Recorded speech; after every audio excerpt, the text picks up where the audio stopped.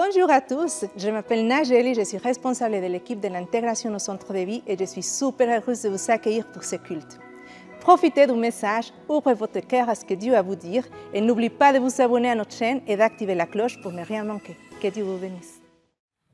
Vraiment, on vit des temps incroyables. Hier, on était encore un moment à la RJ, la rencontre de la jeunesse pour les jeunes, et ils vivent vraiment quelque chose de fort. Sur 4 sites, vraiment de nombreuses, des centaines de jeunes qui vraiment vivent quelque chose de fort avec Dieu, et c'était vraiment un privilège d'être avec eux un moment, et de voir la passion, le feu de Dieu qui se déverse, des cœurs des jeunes de 13 ans, de 12 ans qui viennent et qui donnent leur vie à Dieu. C'est fou, waouh, c'est incroyable, c'est tellement passionnant. Il se passe des choses, mes amis, incroyables. Et ce matin, j'aimerais juste vous te demander, est-ce que tu es prêt à sortir de ta zone de confort ? Attention à ce que tu dis. Est-ce que tu es prêt à sortir de ta zone de confort ? Amen. La plupart de vous me connaissez, je ne suis pas le gars le plus extraverti, je ne ferai pas comme Glody, un petit démo comme ça de danse devant vous ce matin. Mais je suis plutôt un peu intérieur, un peu plus réfléchi. Ici, on est un peu occidental, suisse, par-dessus tout, on est très centré sur la réflexion, on est très centré sur l'analyse. On n'aime pas trop quand ça fait des vagues. Les têtes qui dépassent, on n'aime pas trop. Les émotions qu'on ne maîtrise pas, c'est pas trop ce qu'on aime. Certainement, c'est un héritage, je ne sais pas, calviniste ou simplement qu'on aime bien maîtriser, que les choses soient lisses. Mais je ne dis pas que c'est mal de maîtriser les choses. Et pourtant, voilà, ça va plaire un peu à mes amis latinos, mes amis d'origine africaine. C'est pas ce que la Bible dit et c'est pas ce que la Bible encourage. En tout cas, une partie, bien sûr, la maîtrise de soi, la Bible encourage, mais il y a d'autres formes d'expression que Dieu permet et Dieu suscite. La Bible n'est pas passée par la censure émotionnelle. Il n'y a pas une censure là-dessus de vivre ce qu'on a. Et plus encore, on voit Dieu se laisser toucher par des expressions visibles. Et je dois admettre que là-dedans, le cri a une bonne place dans la Bible. Amen, ouais. Le cri a une bonne place dans la Bible et ça m'a vraiment touché ces dernières semaines. En préparant ce thème, je me suis rendu compte qu'en fait, c'est omniprésent. Dans toute la Bible, le cri fait partie intégrante de la Bible. Alors, n'en déplaise à mon garçon qui trouvait qu'à la crèche, c'était trop criant, comme il disait. Il dérangeait, il se mettait à l'écart. C'est trop criant. Mais la Bible parle du cri qui s'exprime, le cri qui sort. C'est le cri du peuple qui était esclave en Égypte, qui est monté jusqu'à Dieu et a suscité la délivrance.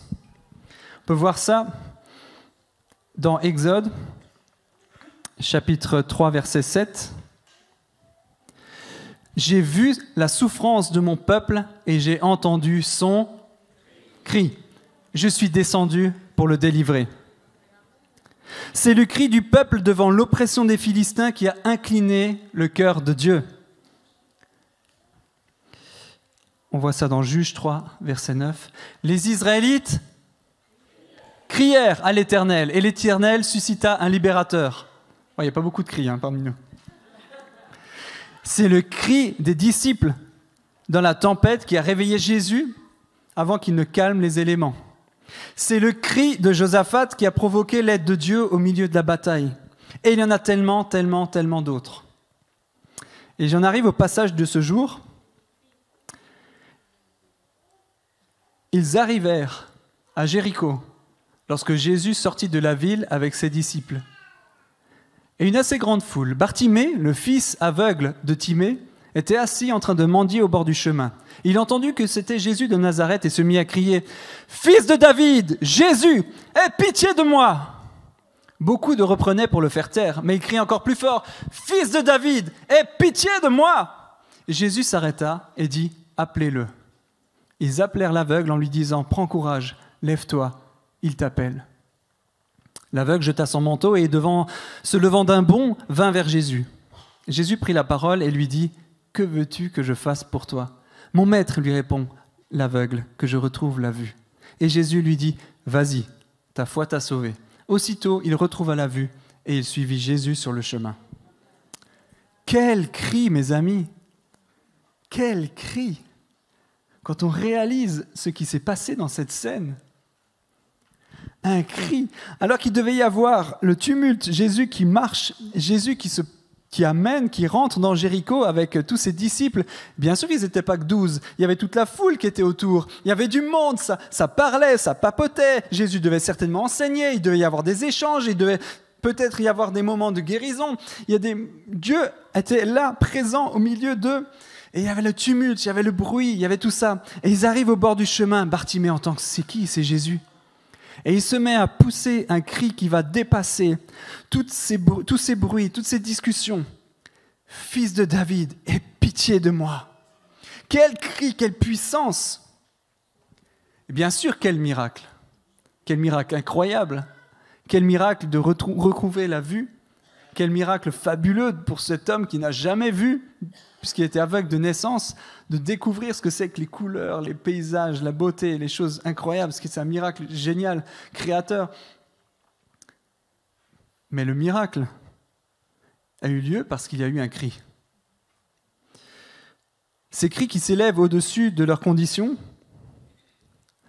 au-dessus de sa condition d'infirme, au-dessus de ce qui le paralyse, ce cri qui sort et qui jaillit. Ce cri qui ose persévérer, alors que les disciples lui disent « Tais-toi, tais-toi, arrête de gêner, tu nous déranges.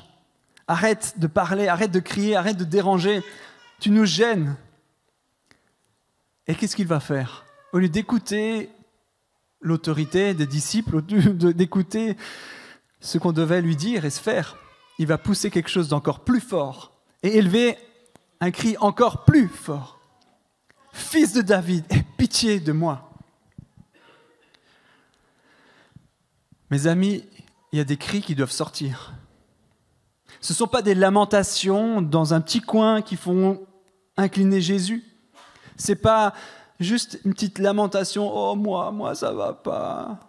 Ça ne va plus chez moi. » Dieu n'a pas exaucé Calimero, mais il a exaucé Bartimée qui a osé crier et appeler Jésus le fils de David. Qu'est-ce que ça veut dire? Cette proclamation est fabuleuse et puissante. C'est un des rares personnage qui a reconnu en Jésus le Messie, celui qui était attendu pour libérer, pour délivrer, celui qui était la promesse, celui qui était venu pour changer les choses, pour amener la liberté, pour amener la délivrance, pour amener justement la guérison. Il a reconnu dans cet homme qui semblait d'apparence si ordinaire le Dieu vivant. Peu de personnes avaient reconnu ça. Lui ne voyait rien, mais il a compris l'essentiel. Et ce cri-là, ça ne s'adresse pas juste « Eh oh, c'est moi !» Il a proclamé une vérité puissante qui a ouvert le miraculeux. Il a proclamé que Jésus est le Messie, Jésus est le Seigneur, Jésus est celui qu'on a tant attendu, le libérateur tant attendu, c'est lui. Et c'est à toi que je m'adresse, pas n'importe qui. Pas juste quelqu'un qui peut me donner l'aumône, pas juste quelqu'un qui peut m'aider dans une circonstance particulière, mais Jésus, le fils de David, c'est-à-dire l'héritier, celui dont la promesse était annoncée depuis des années. Il avait compris l'enjeu de croiser Jésus. Il y en a peu qui avaient saisi ça. Les contemporains attendaient un libérateur qui allait les délivrer de l'oppression des Romains. Ils attendaient une figure imposante, puissante, un vrai Dieu, un vrai Dieu qui allait bousculer toute chose. Et pour nous, peut-être 2000 ans plus tard, c'est parfois un peu la même chose. Jésus, c'était il y a 2000 ans sur la terre. Jésus, il y en a beaucoup qui ne considèrent plus comme le Messie ou qui ont oublié qui il était. C'est peut-être difficile pour certains de considérer Jésus comme le Messie, comme celui qui est venu libérer tout le monde. Et ce Bartimée a été un des seuls à reconnaître ça. Et toi, peut-être, tu es un des seuls à reconnaître Jésus et l'autorité de Jésus dans ta propre vie, dans le monde, et qui il est réellement, que c'est le Fils de Dieu. Et toi, est-ce que tu le reconnais? Est-ce que tu reconnais que Jésus est celui qui est le libérateur, celui qui peut tout, celui qui peut changer les situations, celui qui est venu pour affranchir, pour libérer, pour délivrer? Bartimée certainement connaissait le passage dans les psaumes qui dit « Fais-nous grâce, Éternel, fais-nous grâce, car nous n'en pouvons plus d'être méprisés. » Psaume 123. Alors, il crie ce Kyrie eleison, ce « Sauve-nous, Seigneur ». C'est devenu un élément de la liturgie, d'abord dans l'Église d'Orient, puis après c'est venu dans la liturgie de l'Église catholique. Un Kyrie eleison, c'est vraiment ce cri de « Seigneur, sauve-nous ». Mais on a perdu parfois cette profondeur que ça vient d'abord d'un cri profond, un appel à l'aide en se tournant vers Jésus. C'est un appel de foi puissant. Il connaissait peut-être aussi ce psaume qui disait « Quand un malheureux crie, l'Éternel entend et il le sauve de toutes ses détresses. Quand un malheureux crie, un malheureux crie. » Il y a parfois des souffrances que nous vivons, que vous vivez, qui sont restées cachées, secrètes au fond du cœur, dans un cercle restreint. Peut-être que tu vis une situation que même ton voisin à côté de toi ne connaît pas. Une situation où tu as l'impression d'être au bord de la route, comme Bartimée, bloqué dans ta situation, bloqué, aveuglé, contraint de mendier, dans une situation inextricable, avec aucun avenir, aucune espérance. Il y a des situations que j'entends, avec lesquelles j'ai des discussions, des échanges, et je me rends compte, nombreux d'entre nous vivons des situations tragiques, compliquées, terriblement angoissantes. Il y a des situations parmi mes frères, mes sœurs qui sont vraiment, vraiment, vraiment éprouvantes. Des situations de couple, des situations familiales, des situations financières, des situations de péché, des situations terriblement dures à vivre. Et tu dis, mais c'est foutu, c'est fini. Je suis là au bord de la route, c'est fini. Je suis contraint à mendier mon pain. Je suis contraint d'être là au bord de la route parce que c'est fini pour ma vie. Bartimée en était certainement résolu, à dire, mais c'est certainement fini. Et quand il entend parler de Jésus, il y a quelque chose qui naît au fond de lui. Il y a quelque chose qui naît au plus profond de ses entrailles. Et il se dit, il y a de l'espoir. Mais cet espoir-là, je vais le provoquer. Je vais faire quelque chose qui va provoquer le changement. Je vais bouger dans ma foi et pas rester immobile dans ma situation. Parce qu'il y a de l'espoir en Jésus seul. Je suis capable de sortir de ma situation parce qu'il y a Jésus. Et lorsqu'il entend que Jésus passe, ce cri sort de ses tripes de plus en plus fort jusqu'à ce que Jésus détourne son regard et dit « Appelez-le ». Aujourd'hui, Jésus passe dans les rangs. Jésus est présent dans ce lieu. Est-ce que tu vas laisser cette occasion de dire à Jésus « Aie pitié de moi, de ma situation, de ce que je vis, de ce que je traverse. Jésus, c'est toi le Messie, c'est toi le libérateur, c'est toi qui peux tout changer dans ma vie. Viens et interviens dans ma situation. » Oh, je me souviens de ces cris que j'ai poussés, des cris là dans le gore du Seillon, des cris qui montaient à Dieu de tout mon cœur, de toutes mes tripes. Seigneur, sauve l'Église. Seigneur, sauve-nous. Seigneur, aie pitié de ma femme, de la situation de sa maladie. Aie pitié, Seigneur. Et les cris qui sortaient des tripes. Seigneur, aie pitié. Jusqu'à quand tu vas rester silencieux? Jusqu'à quand tu ne vas pas reconnaître que Jésus peut l'impossible dans ta vie? Jusqu'à quand tu vas laisser ta foi endormie au bord du chemin? Jusqu'à quand tu vas rester à subir la situation? Aujourd'hui, c'est un jour du salut parce que Jésus est présent. Aujourd'hui, Dieu peut changer ta vie, ta situation, là où tu en es. Tu es comme Bartimée peut-être aujourd'hui. Mais Dieu veut changer. Dieu veut faire l'impossible dans ta propre vie. Mais il faut que quelque chose sorte. Il faut qu'un cri sorte, il faut qu'on entende. Ce n'était pas juste un cri entre Jésus et lui, ce n'était pas juste un dialogue, c'était tout le monde entendait ce qui sortait de ta situation. Et aujourd'hui, on a besoin d'être témoin, on a besoin d'entendre ton cri. Et Jésus a besoin d'entendre ton cri. Le monde spirituel a besoin d'entendre ton cri pour être ébranlé.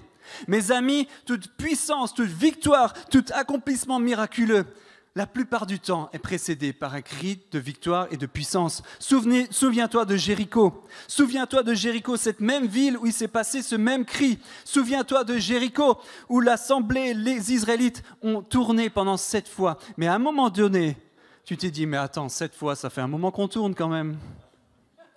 Ça fait beaucoup. Et il ne s'est jamais rien passé, on va encore faire un tour de plus. Et après, il faudra crier. Mais il ne s'est rien passé pendant qu'on a tourné tout du long. Et à la fin, il fallait crier. Et il fallait pousser des cris. Il fallait proclamer cette victoire qu'il ne voyait pas. Cette victoire invisible, il fallait la saisir et la proclamer. Pour voir les murs tomber, il faut proclamer une victoire qu'on ne voit pas encore. Pour voir la gloire de Dieu se manifester, les murailles tomber, les Jérichos tomber, tu dois à un moment donné saisir par la foi cette victoire et la proclamer de manière audible. Un son qui sort, ça change l'atmosphère. Un son qui sort de ta bouche, ça fait bouger les choses spirituelles, ça émeut le cœur de Dieu, ça fait arrêter Jésus pour te regarder dans ta situation. Et à un moment donné, il faut le faire, il faut que ça sorte. Crier à Dieu implique de reconnaître sa puissance surnaturelle pour intervenir dans ta crise. Ça marque un changement nécessaire dans ma propre vie pour dire, mais il faut que je me tourne vers lui. Tu as besoin d'un changement, tu as besoin d'un cri de foi. Psaume 56, verset 7 dit « Mes ennemis reculent au jour où je crie. Je sais que Dieu est pour moi. » Mes ennemis reculent au jour où je crie. Je sais que Dieu est pour moi. Les ennemis reculent quand tu cries. Les ennemis de ta vie reculent lorsque tu sors quelque chose qui vient de la foi. 2 Chroniques 13, 15 dit « Au cri de guerre des hommes de Juda, l'Éternel frappa Jéroboam et tout Israël. Au cri de guerre des hommes de Juda, l'Éternel intervient. » Je crois que c'est un catalyseur spirituel. Le cri est un catalyseur. Quelque chose qui, d'un coup, fait changer les choses, tout peut s'assembler et le miracle se produit. Concrétiser ta foi, concrétiser ton appel, ton intention, c'est aussi faire taire tous les autres bruits. C'est passer au-delà du bruit de la peur, au-delà du bruit de que penseront les autres, au-delà de ta souffrance, au-dessus de ta peine et de ta plainte. Un cri sort et perce ses peurs, ses cris, ses difficultés. C'est sortir de soi pour aller vers Dieu. Crier, c'est aussi dire aux autres ce qui se passe dans ta vie et dire à l'ennemi de mon âme, il y a de l'espoir et Jésus peut changer ma vie. Souvenez-vous, Jésus, qui est là devant la tombe de Lazare, son ami qui est mort. Et qu'est-ce qu'il a fait? Il a crié d'une voix forte, « Lazare, sors !» Il dit, mais bon, crier, il n'était pas obligé. On sait qu'il pouvait guérir à distance sans même parler. Mais là, il a choisi de proclamer pour que tous entendent, pour que le monde spirituel, pour que la mort entende. Ça suffit, tu n'as aucune autorité. Sors maintenant, Lazare. Ce cri de puissance, ce cri a libéré la puissance qui délivre de la mort. Jésus l'a utilisé pour manifester la puissance et l'autorité. Croyez-vous que c'était facile pour les Israélites de crier autour de Jéricho ? Croyez-vous que c'était facile d'élever un cri pour un aveugle Bartimée ? Mais ça change l'atmosphère spirituelle. Et c'est l'expression puissante qui annonce l'intervention de Dieu. Lorsque Jésus fait son entrée triomphante à Jérusalem, il est acclamé par une foule. Tout le monde acclame. Hosanna! Béni soit le roi qui vient au nom du Seigneur. Paix sur la terre et gloire dans les lieux très hauts. Du milieu de la foule, quelques pharisiens dirent à Jésus, « Maître, reprends tes disciples. » Il répondit, « Je vous le dis, si eux se taisent, les pierres crieront. » Les pierres crieront. Si eux se taisent, les pierres crieront. Je ne laisserai pas les pierres crier à ma place. Je ne laisserai pas les pierres crier à ma place. Je veux que mon chant, mon cri, mon triomphe sortent de ma bouche et pas que les pierres crient à ma place. Je ne laisserai pas les pierres crier à ma place. Aujourd'hui, c'est un jour bruyant. Un jour où ton cri de foi va sortir. Un jour où tu triomphes.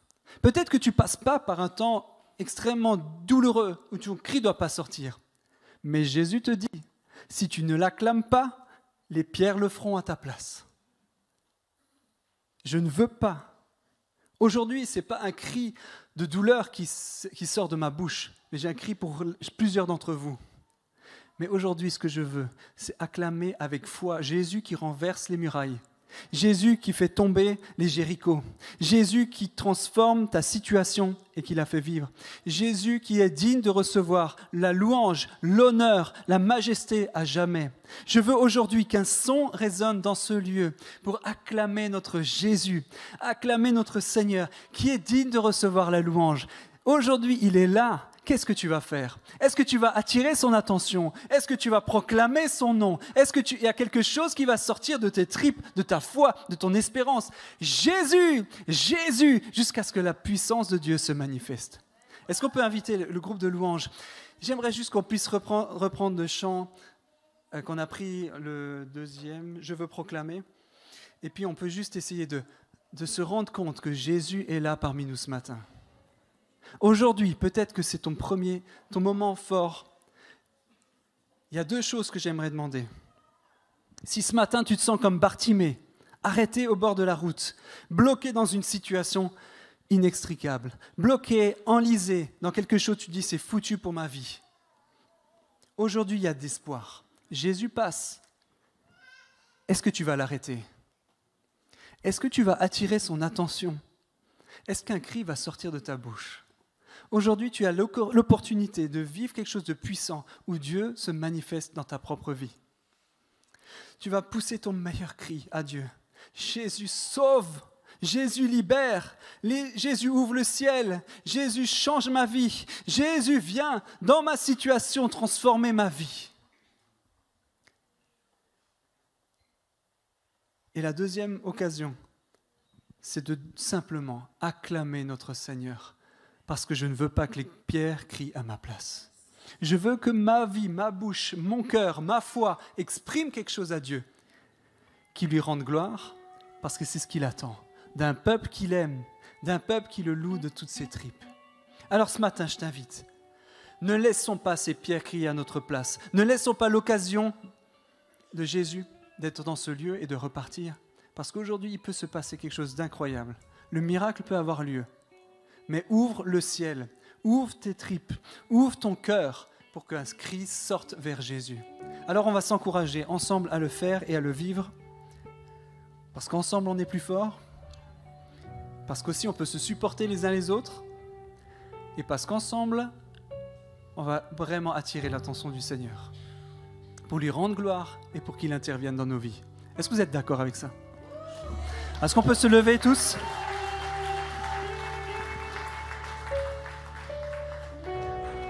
On va commencer à simplement chanter « Je veux proclamer le nom de Jésus ». Et qu'en proclamant ce nom de Jésus, à un moment donné, on va s'arrêter et on va chanter de tous nos cœurs, de toutes nos tripes. Et si tu peux, Valentin, juste continuer à donner un rythme et nous entraîner là-dedans. Et on va vraiment sortir le meilleur et acclamer Jésus ou attirer son cœur pour qu'il vienne dans nos situations. Est-ce que vous êtes d'accord avec ça? Amen.